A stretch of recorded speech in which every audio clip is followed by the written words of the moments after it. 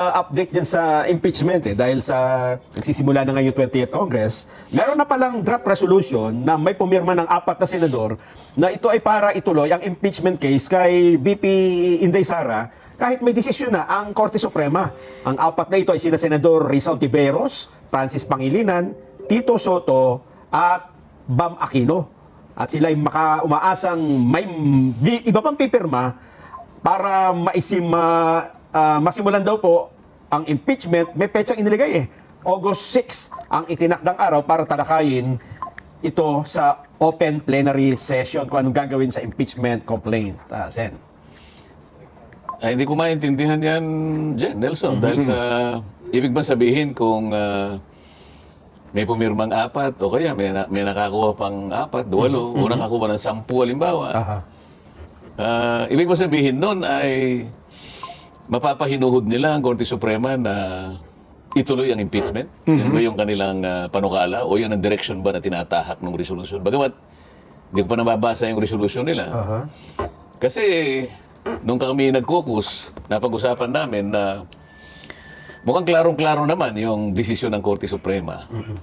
Medyo matatag at saka walang paligoy-ligoy. Sinabi niya, ang impeachment complaint is void ab initio. Ang ibig sabihin, mali ito sa umpisa pa lang. Unconstitutional. And the Senate never acquired jurisdiction. Ibig ba sabihin, Nelson, Jen, babaliwalain mo ba yung desisyon na yun? Unanimous decision ng Supreme Court? Unanimous. Opo. 13 pumirma, isa yung wala ron, isa yung hindi nakaboto. Pero unanimous sapagkat yung hindi bumoto at saka wala doon, hindi naman nag-submit ng dissenting opinion. Hindi tumutol. Kasi kapag hindi ka nag-submit ng dissenting opinion, mananatiling unanimous. Ayun. Meron pa silang gustong sabihin, kaya nakiusap na, alam mo, noong July 29, birthday ko yun, Jen. Opo. Nelson. Tuesday, oo. Nag-caucus kami. Anong tatalakayin na natin ngayon, sabi nila.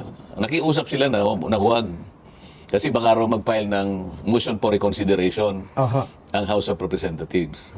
Hindi man ako kumikiburo. Ninahayaan ko silang nagsasalita. Usap. Bigla naman akong tinanong ni Senador Jinggoy. Pakinggan natin yung birthday boy. Hindi pa nagsasalita. Nakatingin lang na ng pangiti-ngiti. Hindi natin malaman kung ano iniisip niya. Sabi niya, alam mo na magsalita yun. Ay, ba't kasi ako patatagalin? Talakayin na natin mamaya. Sabi ko, kahit kumukuluan tiyan ko. Hindi, wag mo naman. Wag naman, sabi niya.